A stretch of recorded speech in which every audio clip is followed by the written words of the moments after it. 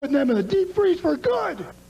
Let's have a look now at a mid-heavyweight clash between Kichi Yamada of Tokyo, Japan at 210 pounds and 1/2 of the Viet Cong Express. This is Viet Cong Express number 1 out of Ho Chi Minh City in North Vietnam at 220 pounds. So far it has been a very evenly matched contest, showing excellent wrestling. Viet Cong surprisingly showing many scientific moves. At the moment, both men showing some fatigue at the 10-minute mark, as it has been a very hard-fought battle. Muck and Singh, how do you score it so far? You know, sitting here watching this wrestling match, it's just like watching two of myself. Two young, fine-conditioned athletes doing nothing but wrestling moves. It's just like watching myself. Yamada here is going a little overboard. I've seen him doing some kicking, some punching. The Viet Cong hasn't had to lower himself to that because he is such a high-class wrestler. So Yamada has been breaking the rules, in your opinion, Muckin? I didn't see Viet Cong do any kicking or anything, but I haven't seen Yamada do quite a bit of kicking. Brian Pillman, your views? Well, Ross, the first I say I'm really excited to be here. We got some of the best matches, top to bottom on the card, talent-wise, you'll find anywhere in the world. I say that despite being in the midst of 400 pounds of crap crammed into a 200-pound bag, and everyone knows I'm speaking of the infamous Muck and Singh. Well, very fortunately, I'm sitting between you two, and hopefully tempers will cool throughout the progress of this show, as two of my guest competitors are arch rivals. Pillman, why don't you just let me do the talking about wrestling, because I forgot more about wrestling than you ever learned. So just let me talk about wrestling. You just sit there and be a prop. Okay, getting back to the action here. Viet Cong Express taking command with the flying mare. And front headlock.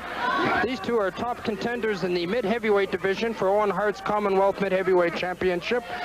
Viet Cong Express number 1, currently ranked as the top contender. Kichi Yamada number 2.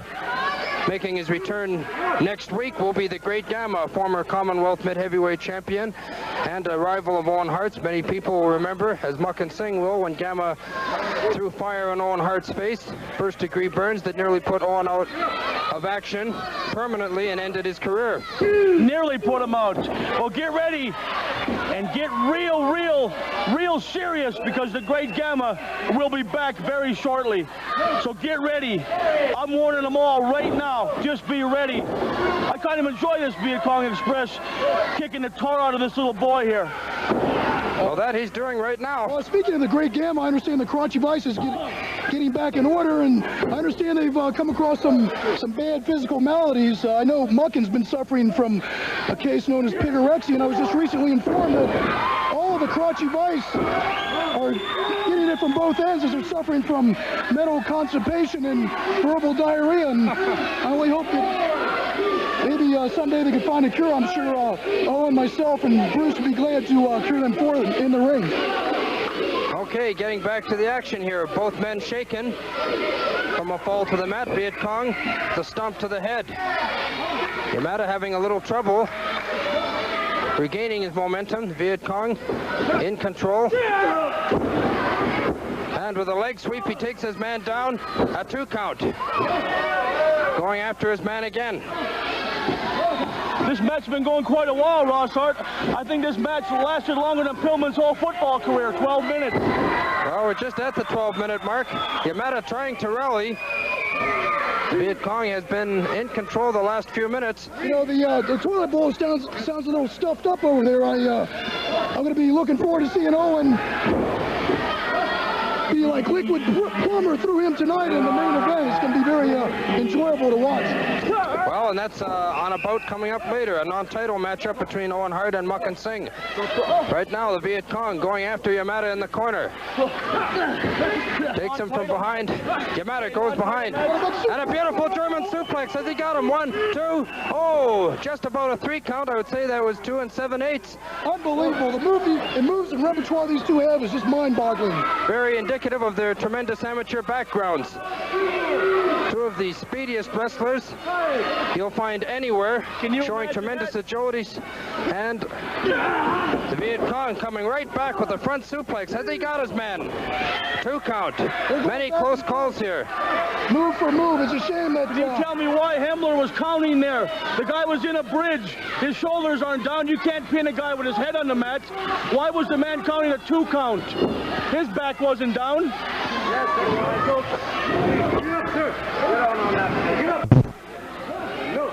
Mucken Singh finding criticism in the officiating of referee Himmler. It's funny that Mucken would criticize a referee that of Himmler's low stature. Any objective observer can easily agree that he's reached a high level of mediocrity since he's been in the rings in Western Canada. Viet Cong after his man, misses a clothesline. Yamada comes from behind with a sleeper hold. Has he got him? He's got that sleeper hold on him. Viet Cong flailing desperately, trying to get out. He's nowhere near the ropes. Yamada might have him. I'll tell you what, he got a good sleeper on him. I'll admit that. He might have him in a lot of trouble. He's definitely got him in serious trouble. He's a short, solid guy, and when he puts his sleeper on, it's solid. I'll tell you that right now. He's got a lot of leverage on it. He's all spread out. I think the Viet Cong may be in a lot of trouble right here. Yes, definitely. Those thick, powerful biceps encircling the Viet Cong Express's neck right now, cutting off the circulation. Yamada releases the sleeper. It appears like he cost himself a potential victory. He's got him in a pile driver position. He's asking the people. Looks like he has him where he wants him. Down he goes. His brain Yamada. resembling an eggplant after that. It appears Yamada has avoided going for the submission and pinfall victories on 2 occasions, instead attempting to take off the mask of the Viet Cong. What's wrong with this guy? It's a wrestling match. He gave him a beautiful pile driver. Why not try to beat the man in a wrestling match? He goes after the match. That's not going to win him. He can take the mask off. That still don't beat the man. For once, I must agree with you, Mucken. Match Ross Hart. He had him in a pile driver. He played with the people. He should have tried to pin the guy. He's a wrestler. Yes, he definitely should have. It appears that Yamada is frustrated with the Viet Cong Express. These people are going bananas, Ross. He's trying to take the mask off.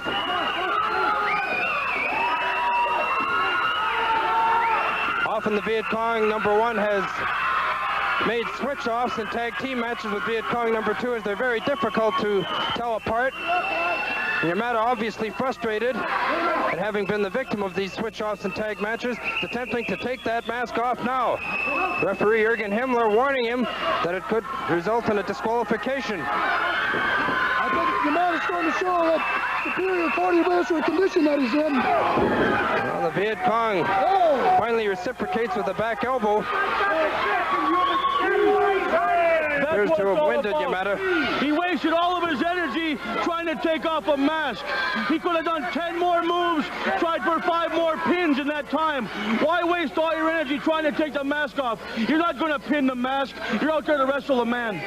Well, it's obvious he's not only out here to beat him, but he also wants to humiliate him. And I think he's going to pull it off. Many fans would love to see who really is under that mask. The Viet Cong now gaining the upper hand with a series of stomps. And a beautiful front suplex. Yamada crashing to the mat. And just a 2 count. Amazing he kicked out of that. It's a shame this Viet Cong, the great wrestler that he is, the great technical merit in all his moves, has to resort and a beautiful underarm suplex. Callousness and sadisticness and being totally dishonorable out there at the same time. Well, at the moment, Yamada in trouble. I sat here and thought about it for a second. The face on this Yamada, he may want to put the mask on himself the way this guy looks. Misses that spin kick, and Yamada comes off the ropes with a devastating clothesline.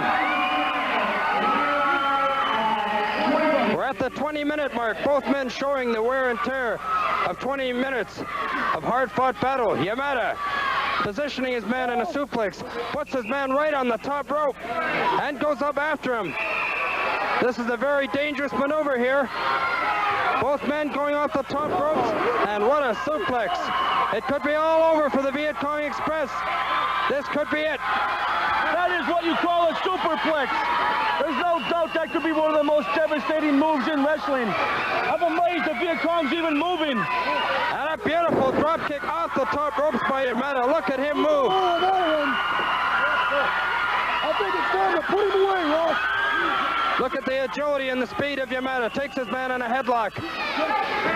Viet Cong sends him off the ropes. A tackle by Yamada.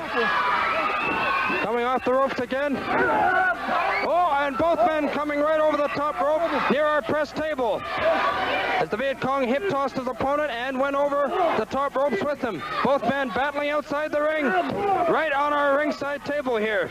As referee Himmler is counting, we're at 5. Both men going at it. Viet Cong has just smashed a chair over Yamada's head. We're at 8, 9, For the chair first. 10. Referee Himmler signals for the bell. Both men will be counted out. A double count out. I count change Over the top rope. Both men really clobbered each other with chairs there.